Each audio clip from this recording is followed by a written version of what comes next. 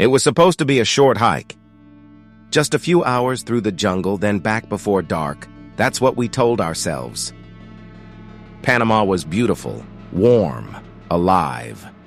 We stayed in a small town at the edge of the mountains, Boquete. Chris loved it instantly. She thrived in places like that. Sunlight on her face, map in hand, fearless. Me? I followed with the camera, documenting everything. Her joy, the streets, the people. I always felt safer behind the lens. The trail was called El Pianista. It looked innocent in the guidebook. Lush, green, a path winding up into the hills. No warning signs, no fences, just open forest and the sound of birds echoing through the trees. Chris said we didn't need a guide. "It's marked. We'll be fine," she laughed. I hesitated, but didn't push it. She was right, probably. We started late morning. Packed water, snacks, phones, my camera. Everything felt light. Our steps, our moods, the air. I remember filming her walking ahead, her red hair catching the light as the jungle closed around us. But the trail, it changed. At first it was subtle. The canopy thickened. The path grew narrow. Every turn looked like the last. We stopped seeing markers. Chris checked her phone and frowned. "We might have missed a turn," she said. I looked around. Everything was green, everywhere. I wanted to turn back, but she was sure. "It loops around," she said. "It'll spit us out on the other side." We kept walking. The trees grew taller.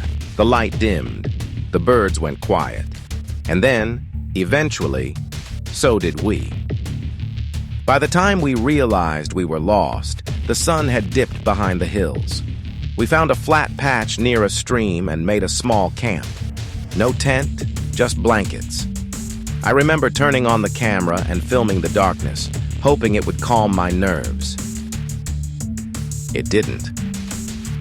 That night we heard things. Branches snapping, leaves shifting, sometimes close, sometimes far.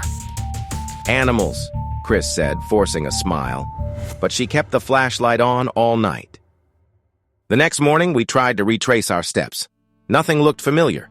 We walked in circles. My phone had one bar, then none. The emergency calls never connected. We tried everything, marking trees, following streams, climbing for signal. Days passed. We rationed what food we had, collected rainwater. Chris stayed strong, always pushing forward, always saying we were close. But we weren't. We were sinking. At night, it got colder. The rustling returned. Not random, not like wind, rhythmic, pacing. Chris stopped sleeping. She started saying things like, "They're watching us." I wanted to believe it was exhaustion. But then we found footprints, not ours. Too big, too deep, and they didn't follow us, they circled. I started taking more photos, not for memories, for proof. One night we heard something move behind the trees, fast. I turned and snapped a picture. The flash lit up the underbrush. Nothing was there. But I swear I saw something before the flash. Chris was different after that. Quiet, distant. She said she saw someone standing just beyond the tree line, watching, always watching. We kept walking. Her foot gave out. She left her shoe behind near a riverbank. I helped her as best I could, but she was slowing down. On the 11th night, I stayed awake. I took the camera and started taking pictures in the dark. Dozens, maybe over 100. I don't even remember why. Something was out there. I felt it. The jungle was breathing, closer. I caught glimpses in the flash. Shapes that didn't belong. Broken branches. Mud. Once what looked like a burned piece of metal. And one photo, there was a figure. Blurry, shadowed, part of the trees. But there. Chris barely spoke that last day. Her skin was pale, her eyes unfocused. She whispered, "They're still out there." I think she meant more than one. I kept filming. I had to. Someone needed to know we were here. After that, it's fragments.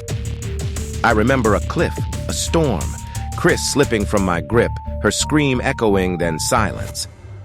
I kept walking, I don't know how far. At some point, I stopped recording. The jungle swallowed us.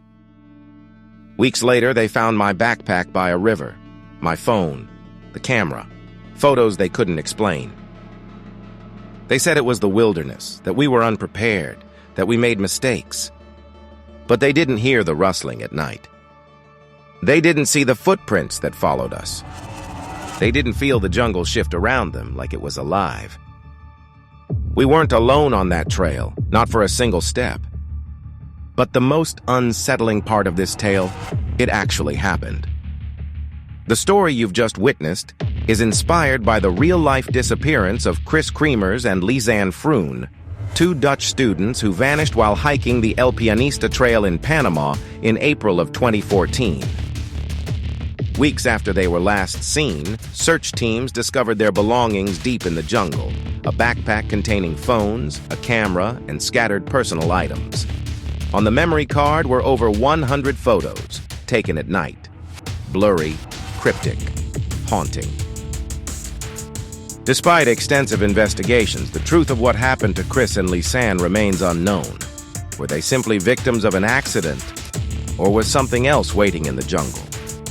To this day, the Pianista Trail stands as a stark reminder of how easily the wild can turn against us, and how some mysteries may never be solved. If you want to hear more stories like this one, click that like button below and subscribe to the Brink of Darkness, the untold stories of survival.